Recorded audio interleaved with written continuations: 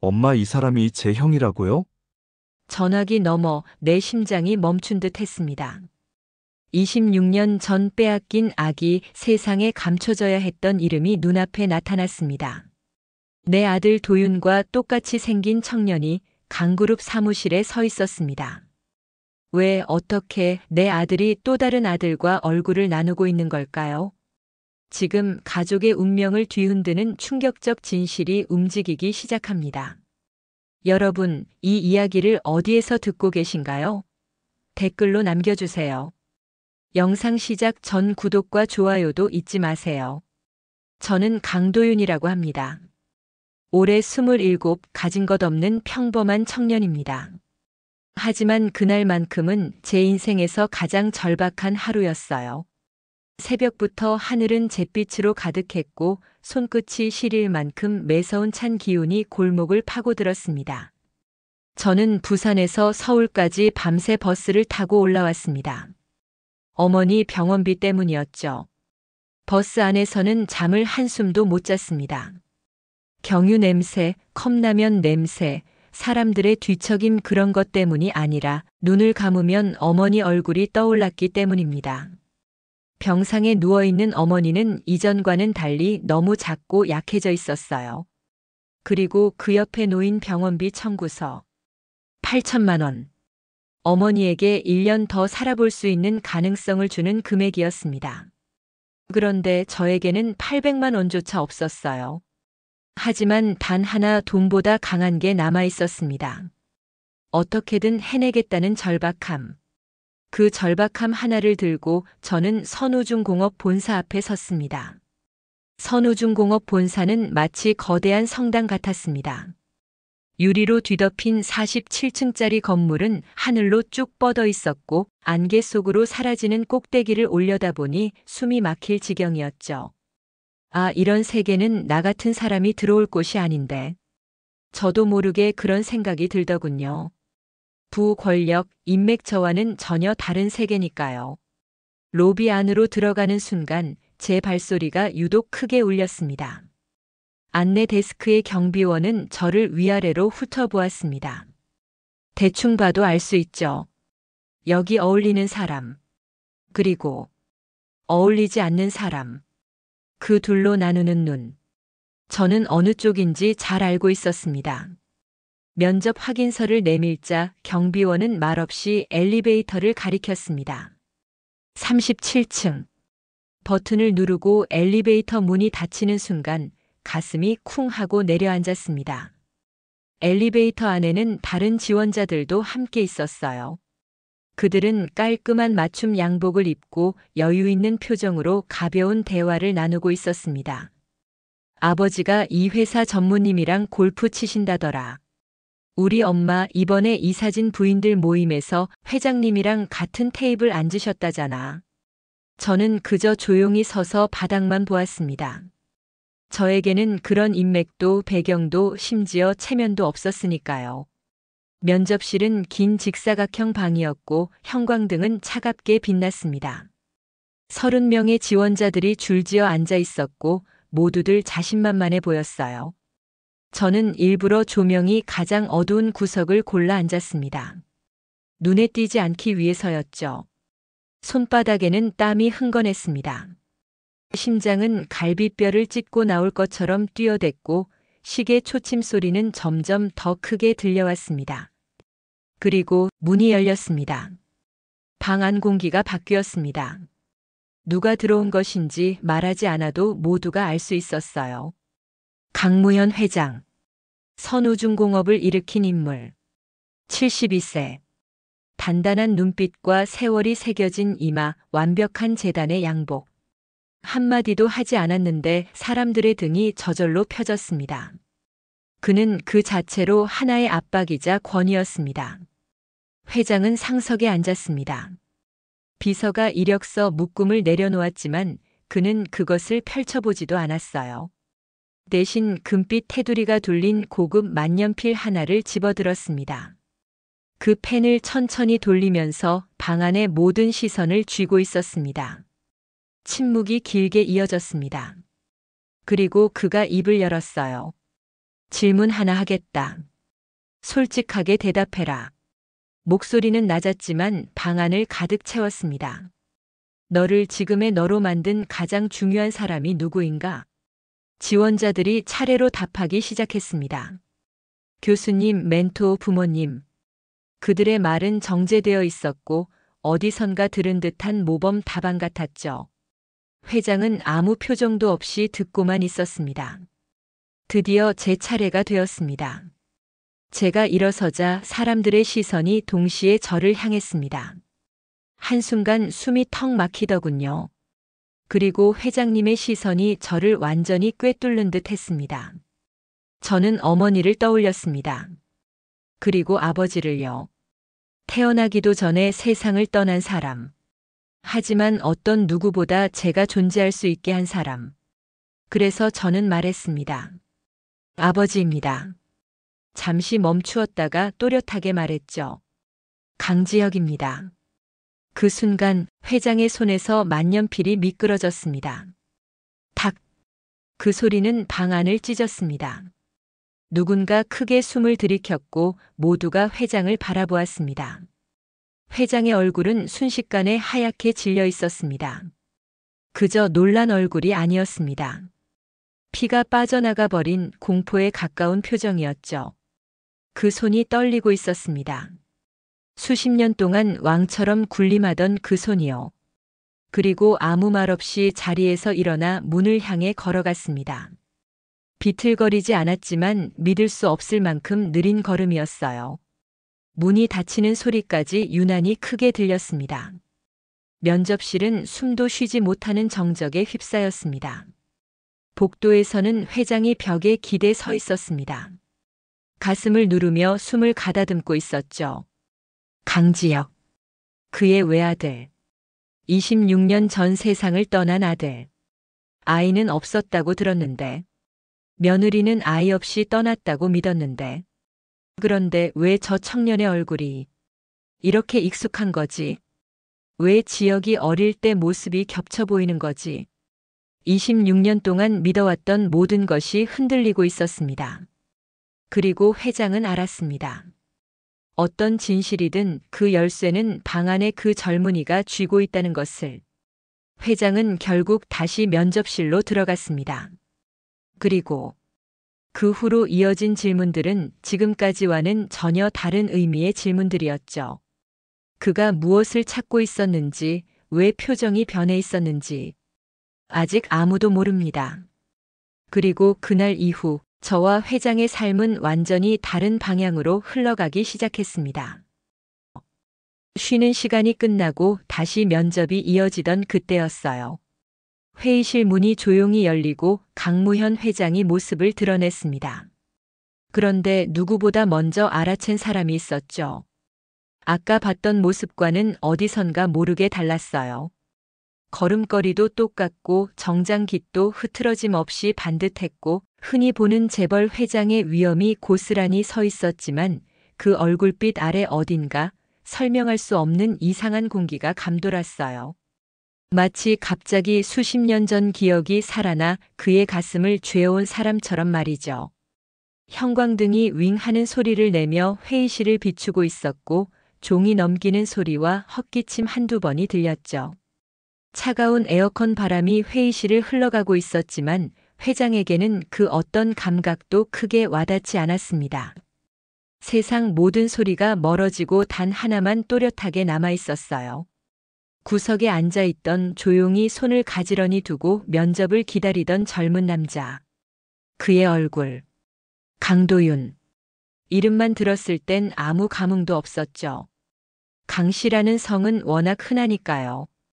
그런데 얼굴선을 보고 눈매를 보고 말할 때 움직이는 턱의 모양을 보자 회장은 숨을 한 박자 잃어버렸습니다. 그곳에 앉아 있는 건 낯선 청년이 아니라 죽은 아들 지혁과 너무도 닮은 또 다른 얼굴이었거든요. 면접 질문은 이어지고 있었어요. 임원들은 시장 분석이니 조직 관리 능력이니 평소처럼 형식적인 질문들을 던졌죠. 지원자들은 준비해온 답변을 차근차근 말했고요. 하지만 회장은 그 어떤 내용도 귀에 들어오지 않았습니다. 수십 년간 회사를 이끌어오며 어떤 폭풍 속에서도 침착함을 잃지 않던 사람이었는데 지금은 한 사람에게서 눈을 떼지 못하고 있었어요. 도윤이 질문을 들으며 고개를 살짝 기울이는 모습. 대답을 생각할 때 눈가에 생기는 작은 주름. 입꼬리를 한번 깨물었다가 말을 꺼내는 습관. 하나하나가 회장의 심장을 건드렸습니다. 자꾸만 그 아이가 떠올랐어요. 26해 전에 죽은 아들 강지혁. 그가 살아 돌아온 듯한 환영이 회의실 저 멀리 앉아 있었던 겁니다. 마지막 지원자의 답변이 끝났을 때 회장이 겨우 숨을 고르며 입을 열었어요. 강도윤 지원자.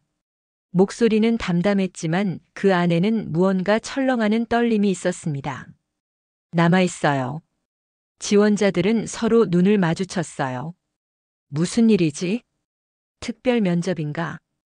경계와 호기심이 뒤섞인 눈빛이 오갔고 그들은 한 명씩 짐을 챙겨 회의실을 떠났습니다. 문이 닫히자 회의실 한가운데에 정적이 내려앉았죠. 남은 사람은 단 한 명. 도윤. 테이블 상석에 서 있는 회장은 마치 세계가 멈춘 듯 꼼짝도 하지 않고 그 청년을 바라보고 있었습니다. 도윤 역시 이유도 모른 채 바르게 앉아 기다리고 있었죠. 방 안에는 숨소리조차 조심스러울 정도의 긴장이 가득했습니다. 잠시 후 회장이 천천히 걸음을 옮겼어요. 테이블을 돌아 청년에게 가까워질수록 묵직한 공기가 발밑에서 흔들리는 듯 했죠. 그가 마침내 입을 열었습니다. 어디서 왔어요? 평소의 위엄이 사라진 낮고 불안정한 목소리였죠. 부산에서 왔습니다. 짧은 대답이었지만 회장의 표정은 더 굳어졌습니다. 그리고 이어진 질문. 어머니 성함은? 도윤은 조금 놀랐어요. 면접에서 듣기엔 지나치게 사적인 질문이었거든요. 하지만 회장의 눈을 보고 거절할 수가 없었습니다. 그 눈은 간절했습니다. 이서진입니다. 순간 회장의 얼굴에서 핏기가 빠져나갔습니다. 그의 손이 테이블 모서리를 꽉 쥐었고 나무가 삐걱하는 소리가 들렸어요. 숨이 가빠지고 있었죠. 청년이 무슨 잘못을 한 것도 아닌데 회장은 마치 벼락을 맞은 사람처럼 흔들리고 있었습니다. 도윤은 그저 어리둥절했죠. 그러다 들려온 회장의 낮고 떨리는 말. 가봐도 돼요. 도윤은 인사하고 회의실을 나섰지만 머릿속은 아수라장이었어요. 방금 무슨 일이 있었는지, 왜 저 재벌 회장이 자신의 어머니 이름을 듣고 그렇게까지 충격을 받았는지 도저히 알 수 없었죠. 문이 닫히고 아무도 없는 복도에 서 있어도 그 기분은 사라지지 않았습니다. 이상한 예감만 점점 커지고 있었죠. 그날 밤 회장은 서재에서 홀로 앉아 있었습니다. 낮은 스탠드 조명이 책상 위를 비추고 벽에는 긴 그림자가 드리워져 있었죠. 책장에는 세월의 무게를 버틴 가죽책들이 줄지어 서 있었고 벽난로 위에는 낡지 않은 초상화 하나가 걸려 있었습니다. 죽은 아들의 얼굴. 회장은 한참 동안 그 그림을 바라보고 있었어요. 정면을 응시하는 지역의 얼굴이 마치 이렇게 말하는 것 같았죠. 아버지 왜 이제야? 시간은 밤 11시 반을 가리키고 있었어요. 그리고 그때 문이 조심스럽게 열렸습니다. 수석 비서가 들어왔죠.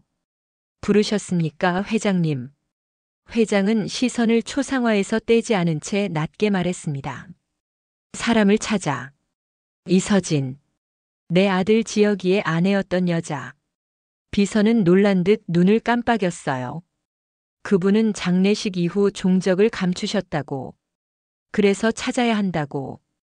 그날 밤 무슨 일이 있었는지, 어디로 갔는지 전부 알아와. 회장의 목소리는 이미 결의로 굳어 있었어요. 수십 년간 묻어두었던 상처와 기억이 면접장에서 본 한 젊은이 때문에 한순간에 갈라져 버렸으니까요. 사흘 동안 회장은 잠을 이루지 못했습니다.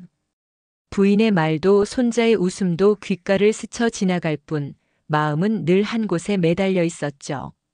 설마 그런 일이? 그렇게 시간을 버티던 셋째 날 저녁 비서가 두툼한 서류 봉투를 들고 돌아왔습니다. 그는 종일 흙을 파헤친 사람처럼 지친 얼굴이었어요. 회장님 찾았습니다. 서류 봉투가 책상 위에 내려놓이는 순간 회장의 가슴이 철렁 내려앉았습니다. 비서는 낮게 거의 속삭이듯 말했습니다. 26해 전의 병원 기록입니다. 장례식 날 밤 이서진 씨는 산부인과 병동에 있었습니다.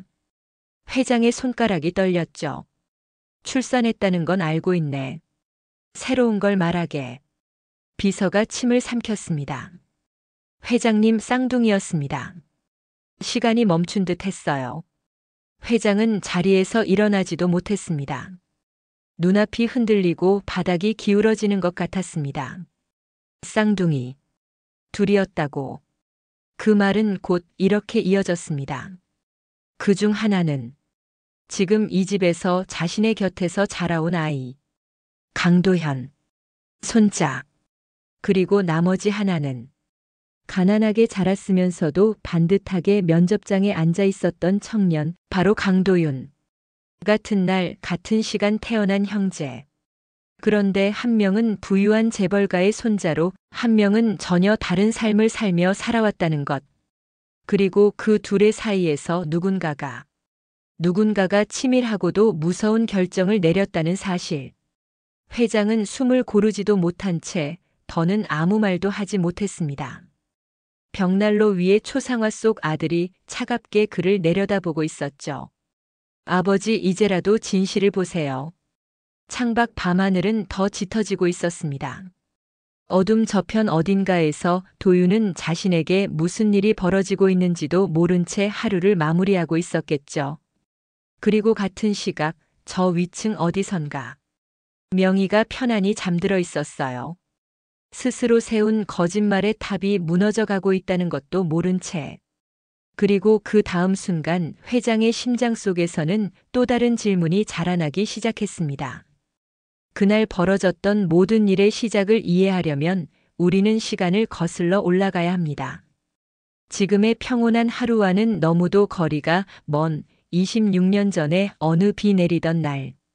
마치 하늘이 세상의 부당함을 대신 울어주는 것처럼 굵은 빗줄기가 쏟아지던 그날로 돌아가야 합니다.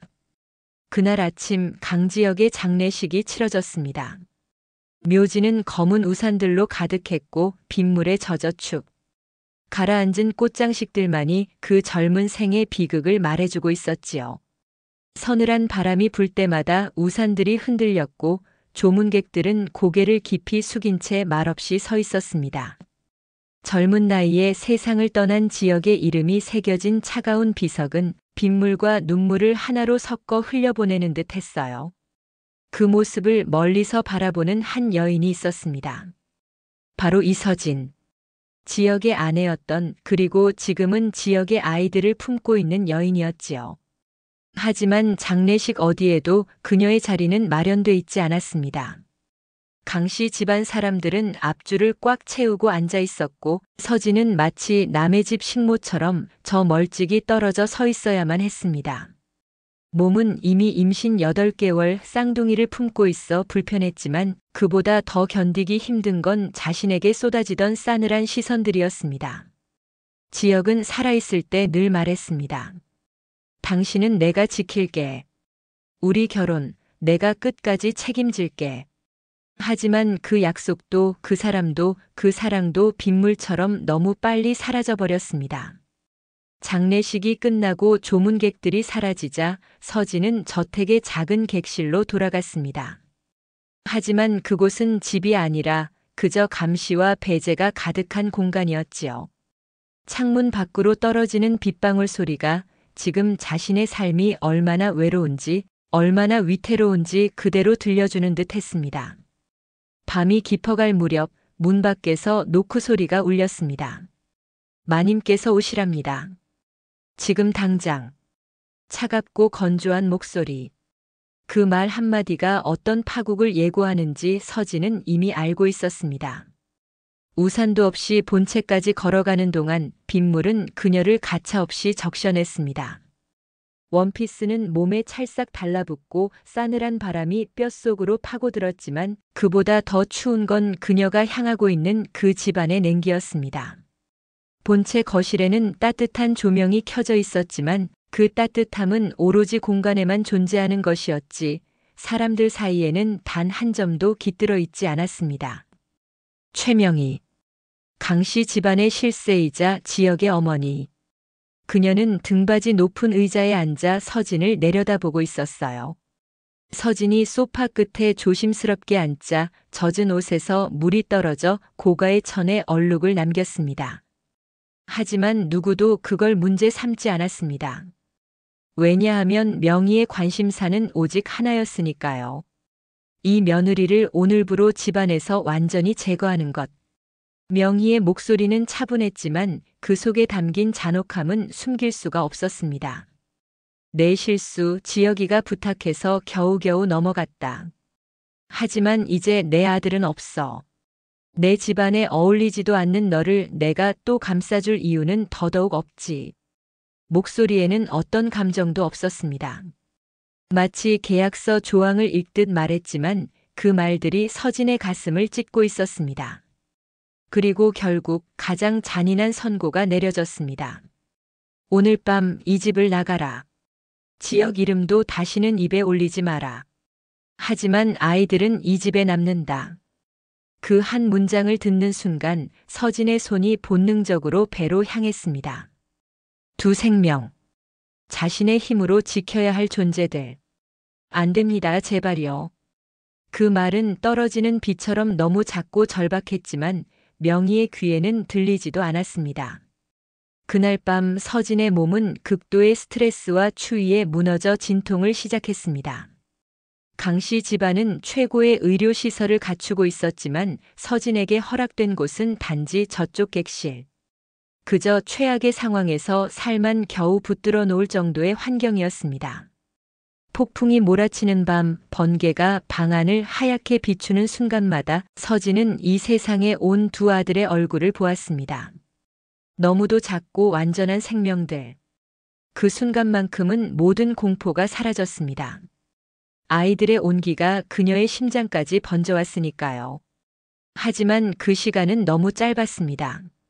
문이 조용히 열렸고 명희가 들어왔습니다. 그 눈빛엔 사랑이 아니라 계산만 담겨 있었습니다. 직원들이 서진을 붙잡고 명희는 아이 하나를 그녀의 품에서 냉정하게 떼어냈습니다. 그때 터져나온 서진의 울부짖음은 사람이 낼 수 있는 마지막 소리 같았습니다. 그 소리 하나면 벽이 흔들리고 사람들의 마음이 움직여야 했지만 그저 폭풍 속에서 조용히 삼켜질 뿐이었습니다. 결국 서진은 갓 출산한 몸으로 빗속에 내던져졌습니다. 입고 있던 옷 한 벌, 그리고 팔에 남아있는 단 하나의 아기. 그 한 생명만이 그녀가 지켜낸 모든 것이었습니다. 비가 점점 잦아들고 새벽이 올 때까지 걸었고 남아있던 돈 몇 장으로 부산행표를 사서 버스에 몸을 실었습니다. 창밖으로 사라지는 서울을 보며 서진은 조용히 다짐했습니다. 살아남겠다. 내 아빠 목까지 널 지키겠다. 또 언젠가는 진실이 드러나겠지. 그 아이는 그렇게 자라 어른이 되었고 26년 후 어느 날 강그룹 본사 면접장 문을 열고 들어갔습니다. 그는 알지 못했습니다. 면접 테이블 너머에 앉아있던 사람이 자신의 친할머니라는 것도, 바로 위층에 자신과 똑같이 생긴 쌍둥이 형이 살고 있다는 것도, 그리고 그가 평생 몰랐던 진실들이 지금 막 모습을 드러내기 시작한다는 것도. 부산중앙병원 암병동에는 언제나 특유의 냄새가 가득했습니다. 소독약 냄새와 꽃향기가 섞여 있었지만 그 밑바닥에는 끝이 가까워진 삶의 냄새가 살짝 깔려 있었어요. 이서진은 지난 석 달 동안 그 냄새에 익숙해져 있었습니다. 얇고 딱딱한 매트리스, 쉬지 않고 윙윙거리며 자신의 몸을 감시하는 기계들, 간호사들의 조심스럽고 부드러운 말투까지. 마치 자신이 금방이라도 부서질 것처럼 느껴졌죠. 어쩌면 정말 그렇게 부서질 수도 있었을 겁니다. 5년 전 서진의 유방에서 시작된 암은 조금씩, 그러나 확실히 그녀의 삶을 갉아먹었습니다. 멍울이 생겨도 몇 달 동안 무시했어요. 인정할 여유가 없었거든요. 도윤이 거의 끌다시피 병원으로 데려갔을 때 암은 이미 림프절까지 퍼져 있었습니다. 수술과 항암 치료 후 잠시간의 상태가 찾아왔지만 석 달 전 기침이 시작되면서 암이 폐로 전이된 사실을 알게 되었습니다. 사기였습니다. 의사들은 삶의 질을 우선하는 완화 치료를 권했지만 완치나 희망에 대한 언급은 없었어요. 서진은 이미 받아들이고 있었습니다. 죽음과 화해한 건 오래전이었죠. 바로 26년 전 비가 내리던 밤 사랑하는 모든 것을 한순간에 빼앗겼던 그날 이후로요. 하지만 서진에게 받아들일 수 없는 단 하나가 있었습니다. 바로 도윤을 혼자 두고 떠난다는 생각이었죠. 아들은 그녀의 전부였습니다. 언제나 그랬고 앞으로도 그럴 것이었습니다. 그날 저녁 특별할 것 없는 날이었어요. 3월이 가고 4월이 오고 있었고 병원 창문 너머로 벚꽃이 피어나기 시작했습니다. 서진은 선잠을 자고 있었습니다. 항암 치료 후 찾아오는 기진맥진한 얕은 잠이었죠. 의식이 왔다 갔다 하던 그때 침대 옆 탁자에서 전화기가 울렸습니다. 화면에 도윤의 이름이 빛나고 있었어요. 서진은 손이 살짝 떨리며 전화를 받았습니다. 약 부작용으로 늘 떨리던 손이었죠. 전화기를 귀에 가져다 댔습니다. 아들의 목소리가 흘러나왔습니다. 햇살처럼 밝고 따뜻한 소리였어요. 몇 달 만에 처음 듣는 기쁨으로 가득 찬 소리였습니다. 취직이 됐다는 소식이었어요. 수많은 지원서와 불합격, 준비와 희망 사이에서 끝내 해낸 것이었습니다. 서진의 가슴에는 눈물이 차올랐고 병의 고통이 잠시 밀려났습니다. 바로 이 순간을 위해 살아왔다는 느낌이었습니다. 26년의 가난과 고통, 외로움을 견뎌온 이유가 여기에 있었어요. 아들이 미래를 갖게 하기 위해서였습니다. 서진은 생각 없이 물었어요. 어느 회사야? 아들의 대답이 돌아왔습니다. 선우중공업이요. 전화기가 손에서 미끄러지듯 떨어졌습니다.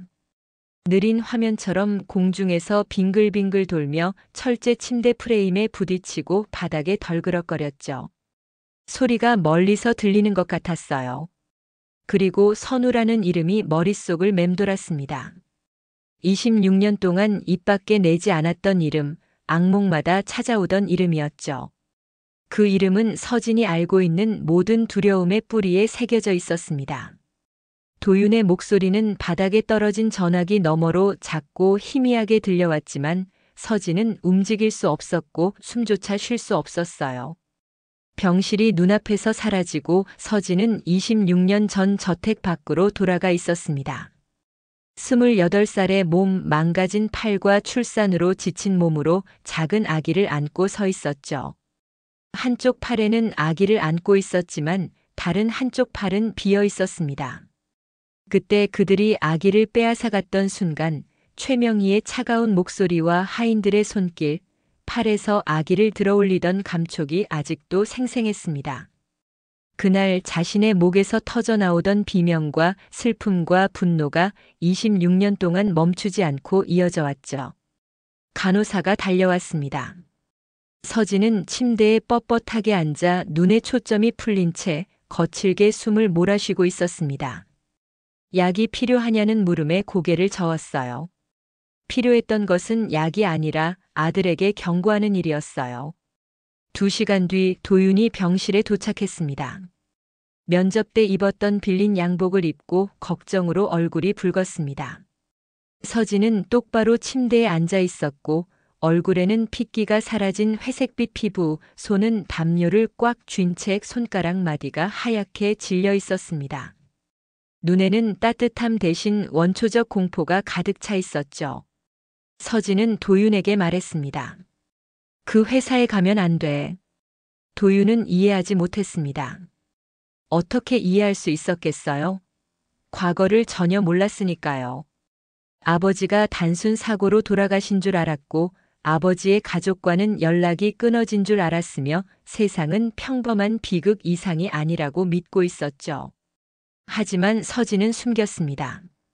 저택, 시어머니, 잃어버린 형, 빼앗긴 아이들, 그리고 그 밤의 기억을 말한 적이 없었습니다. 도윤은 혼란 속에서 월급과 복리후생, 치료비까지 이야기하며 이해하려 했지만 이해할 수 없었어요. 어떤 대가는 너무 컸고 그 건물에 들어가는 것은 26년 동안 기다려온 덫의 턱 안으로 스스로 걸어 들어가는 것이었기 때문입니다. 서진은 도윤의 손목을 잡았습니다. 몸의 약함을 뛰어넘는 절박함의 힘이 손에 실렸어요. 만약 너와 똑같이 생긴 사람을 보면 도망쳐야 해. 절대로 뒤돌아보면 안 돼. 도윤은 혼란스러웠고 걱정과 의심이 교차했지만 어머니의 눈에서 본 공포를 외면할 수 없었습니다. 물었습니다. 무슨 일이야? 뭘 숨기고 있는 거야? 하지만 서진은 말할 수 없었습니다. 26년의 침묵이 마음속에 댐을 쌓아두었고 지금 그 댐 뒤에서 자신이 익사하고 있는 것만 같았습니다.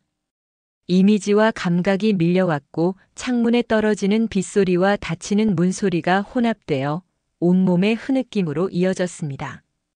잃어버린 아들을 다시 잃을지도 모르는 아들을 위해 너무 무거운 비밀을 혼자 짊어진 외로움과 두려움, 슬픔을 위해 울었습니다. 도윤은 어머니를 안아주었습니다.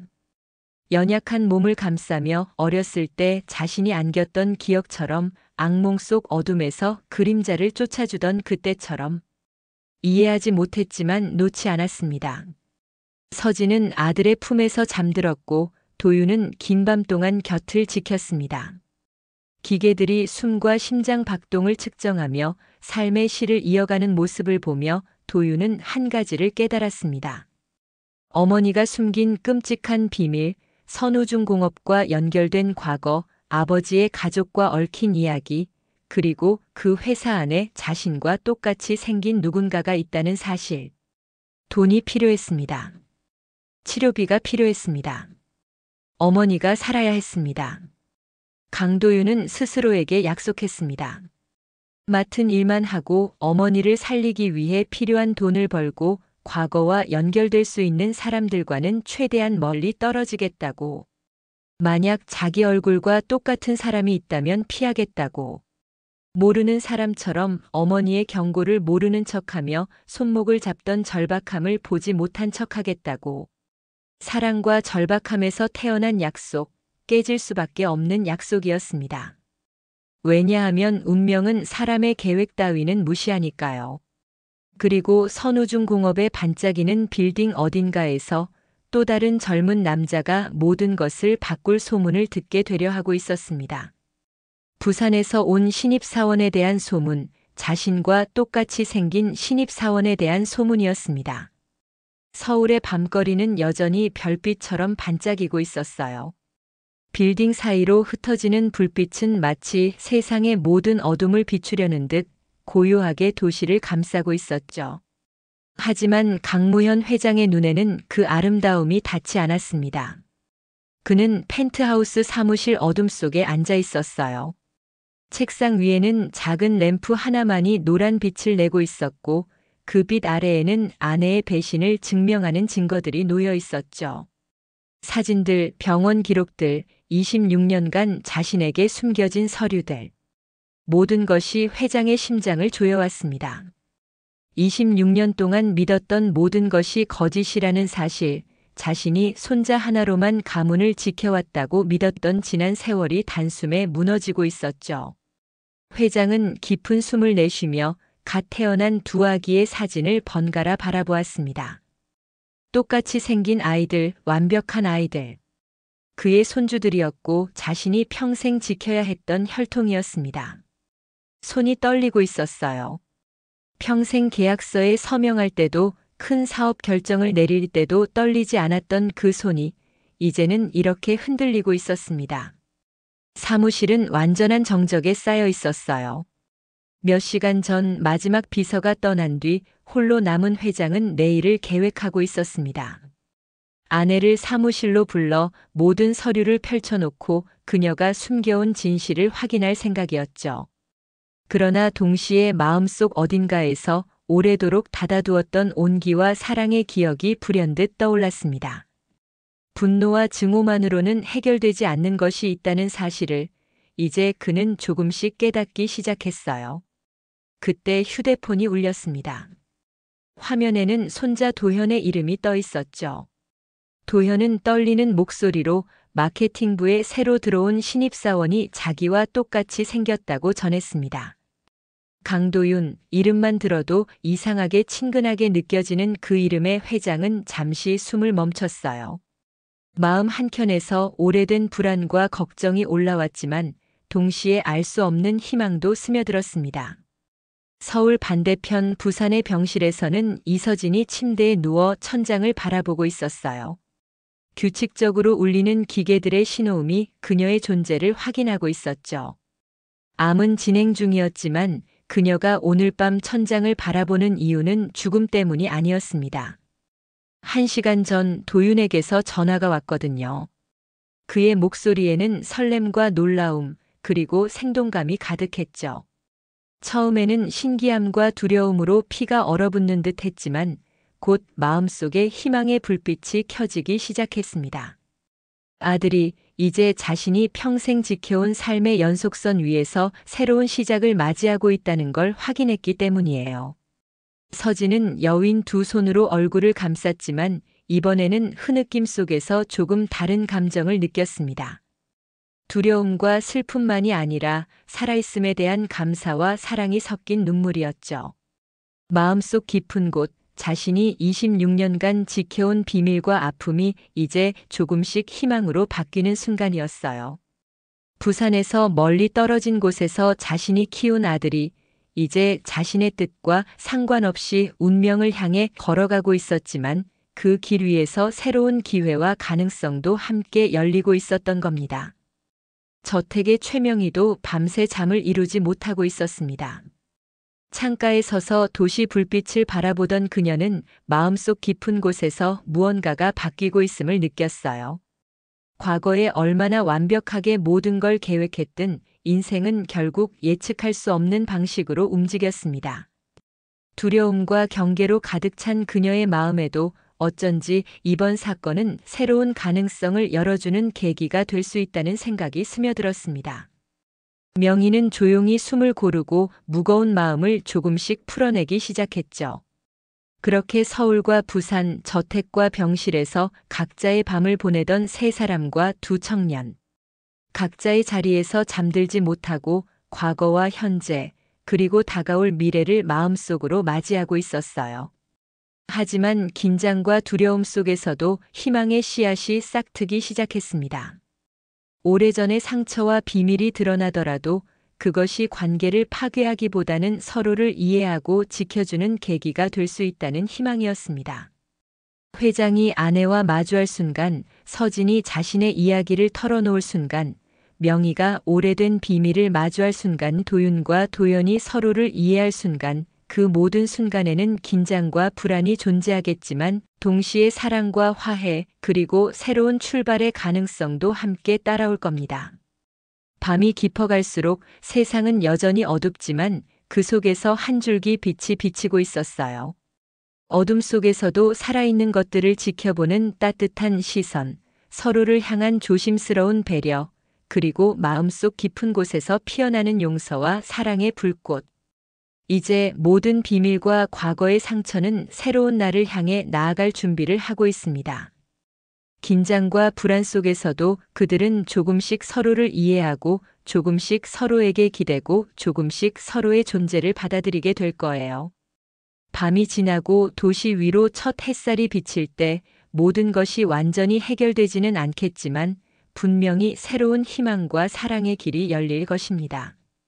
모든 아픔과 비밀에도 불구하고 삶은 계속되고 가족과 사랑은 다시 이어질 수 있다는 가능성. 그것이 바로 오늘 밤을 지켜본 이들에게 주어진 작은 선물이자 앞으로 이어질 모든 날들에 남겨진 약속이었습니다. 세상은 여전히 복잡하고 때로는 잔혹하지만 사랑과 희망은 그 어떤 비밀보다 강하게, 천천히, 그러나 분명하게 퍼져나갈 거예요. 오늘 밤 이 5사람의 마음속에 켜진 불빛처럼 우리 모두의 마음에도 작은 희망이 스며드는 밤이었습니다.